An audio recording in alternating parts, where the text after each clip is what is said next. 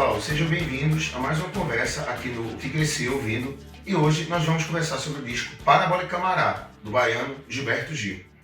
O disco Parabólica Camará foi lançado em 1992 e tem 10 faixas, 5 do lado A e 5 do lado B. Anos mais tarde, quando foi lançado em CD, a edição em CD tem 12 faixas, ou seja, 2 faixas a mais, uma delas é a canção Sina e a outra é a canção Falso Toureiro. Mas vamos nos ater à versão original em LP. O disco de imediato chama atenção pela sua capa e pelo seu título, Parabólica, da antena parabólica, e Camará, que pode ser entendido como uma corruptela da palavra camarada na Espanha, porque camará também pode ser um tipo de planta, um arbusto que veio da Itália. Então é mais fácil interpretar como camarada para fazer essa união. Uma das coisas interessantes que chama a capa é exatamente a palavra parabólica, mará, que se unem pelo CA. Então, são palavras unidas que vão representar muito na narrativa do disco. Uma das coisas que chama a atenção, logo na capa, é um cesto de feira, muito comum nas festas e nas feiras no sertão, no interior do Nordeste, nas feiras populares, como símbolo da representação desse interior do país, e atrás um mundo em azul representando o globo, né? O universo tão próximo a partir da globalização. Essas cores vermelho e azul, mais à frente a gente pode fazer uma discussão um pouco sobre elas, tá certo? Então, a capa anuncia uma cesta que simboliza uma antena parabólica, né, nordestina ou sertaneja, coisa do tipo, e atrás o mundo e a relação que existe entre essa cesta, essa parabólica aludida e o universo naquele momento, tá certo? O disco, como eu tinha dito, tem 10 faixas. Das 10, 8 são composições do próprio Gilberto Gil. 2 são gravações de outros compositores, inclusive a primeira música, Madalena, que talvez tenha sido um grande êxito fonográfico desse disco. Fui passear na roça, encontrei Madalena, sentada numa pedra, comendo farinha seca. A canção Madalena já prenuncia um pouco o que se apresenta ao longo da obra. Os primeiros versos da canção são: fui passear na roça e encontrei Madalena, sentada numa pedra, comendo farinha seca, né? E dentro da canção a gente vai vendo os elementos, tanto musicalmente como na letra, da situação nordestina, da situação das pessoas que viviam no campo naquela época. Veja que é um Brasil do início dos anos 90, mas que em várias regiões do país ainda não existia luz elétrica e a televisão começava a chegar com o artifício da antena parabólica como uma forma de ligar essas pessoas ao mundo, né? Essas pessoas se aproximam do mundo pela televisão, mas parece que o mundo se distancia cada vez mais delas, né? Na medida em que elas estão cada vez mais isoladas, às vezes faltando até água, faltando informação, e a parabólica acaba sendo um elo entre essas pessoas e um mundo globalizado. Outra parte dessa música muito interessante é a passagem: pobre não tem valor, pobre é sofredor e quem ajuda é senhor do bom fim. Ou seja, também há essa lógica muito comum no interior do país, na religiosidade, enfim.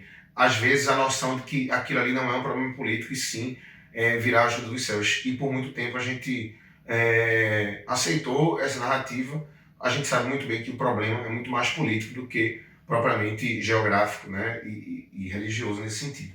Esse é um disco que une muito a estética do sertão, a lógica da carestia, da carência, da ausência do Estado, com a novidade que o mundo apresentava naquela época, né, os primeiros passos da internet, a antena parabólica, a TV a cabo, enfim, essa lógica da globalização, todo mundo tão próximo, todo mundo tão interagindo, e essas pessoas estão afastadas do universo, né? Então, o trocadilho da capa já é muito interessante. E a contracapa também traz elementos interessantíssimos, principalmente uma imagem como essa, que apresenta uma espécie de raio-x, onde a cesta se projeta de fato como uma parabólica, né? E uma foto do Gilberto Gil, numa condição muito mais razoável do que as pessoas narradas no disco, e atrás uma verdadeira antena sideral, enfim, essa sim é real.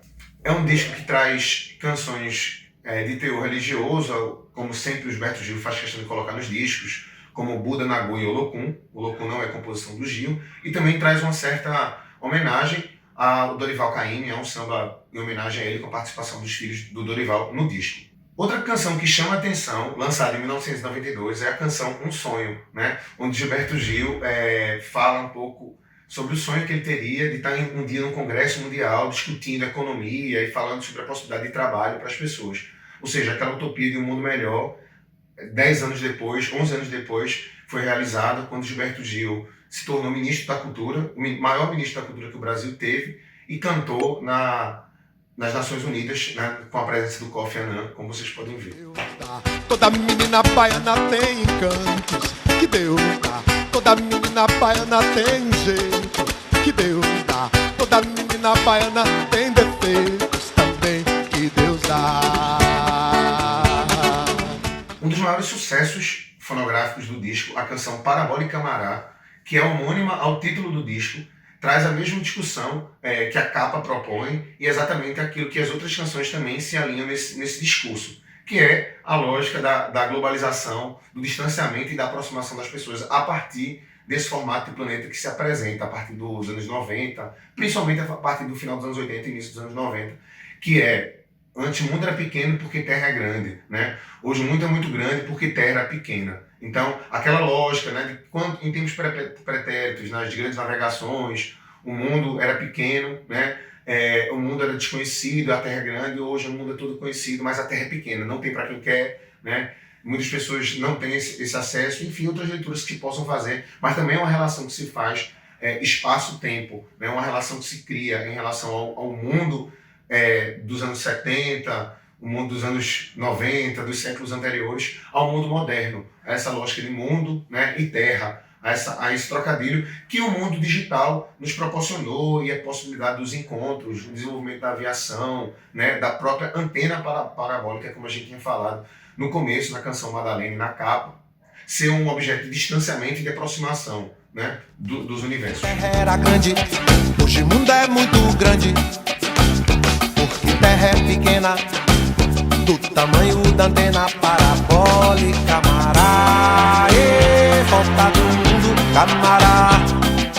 Ainda em consonância com a estética do disco, Gilberto Gil apresenta a canção De Onde Vem o Baião, que é uma composição sua, né, uma composição regravada recentemente pela Adriana Calcanhoto no projeto Partimpim, mas que fala diretamente sobre o Nordeste também, sobre a situação da Madalena, sobre Parabólica Camará, sobre essa situação presente no sertão e no Nordeste brasileiro. Claro que aí o Gilberto Gil enaltece o ritmo que tem o expoente máximo, o Luiz Gonzaga, o rei do Baião, mas, naturalmente, o surgimento e a ideia de ser criada por um sopro divino, né? De onde é que vem o Baião? Vem de baixo, do barro do chão, né? De onde é que vem a esperança? Então, de certa forma, é um canto alegre, mas que por trás desse canto, dessa dança, a gente sabe que existe um universo de muita carestia, de muito sofrimento e de muita luta. Então, de certa forma, é uma canção lindíssima, mas que tem elementos que a gente pode evidenciar enquanto o Brasil vivenciava naquele início dos anos 90. Muita desigualdade, principalmente a questão agrária do país.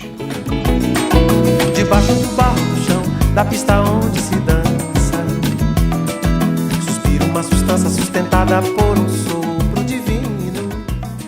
De certa forma, está muito presente nesse disco de Gilberto Gil a questão do elemento parabólica Nordeste. Então, a lógica do Nordeste ligada ao mundo e o mundo ligado ao Nordeste, como se ligam, mas também como se separam, como se distanciam. E para terminar a conversa de hoje, eu gostaria de falar sobre a canção O Fim da História. Eu particularmente considero a melhor música do disco e uma das grandes composições que o Gilberto Gil fez em toda a sua carreira.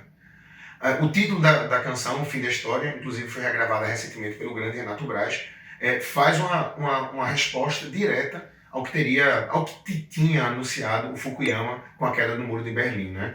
Que a história teria acabado, o fim das utopias de esquerda, o fim do socialismo real, teria sucumbido às utopias e anunciou o conceito de o fim da história. É muito discutido, né, dentro da historiografia a partir daquele momento.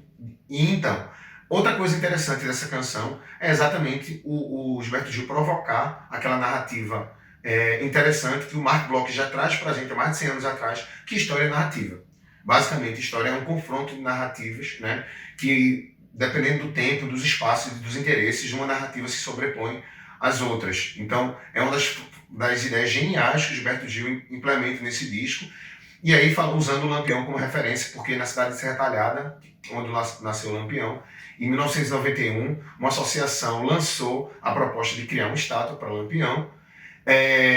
Claro que os grandes coronéis, o Estado em si, não queria aprovar, mas acabou decidido que se faria um plebiscito. Nesse plebiscito venceu a maioria da população, escolheu que seria colocado a estátua de Lampião como herói. Então o Gilberto Gil na música faz esse trocadilho, né? Será Lampião herói ou será Lampião vilão, né? E quanto mais matem Lampião, outros Lampiões virão. É mais ou menos isso que a canção diz. E por fim, o Gilberto Gil ainda faz uma alusão diretamente, né, à força do povo, né? Se o povo coloca um czar, derruba o czar, pode tirar de novo quem colocou no lugar. Então, fica uma mensagem aí direta para o país, precisando de uma esperança, precisando de uma solução imediata.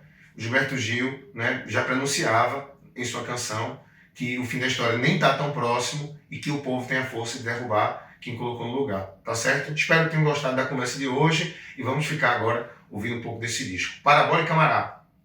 Mundo dá volta, Camará. Não creio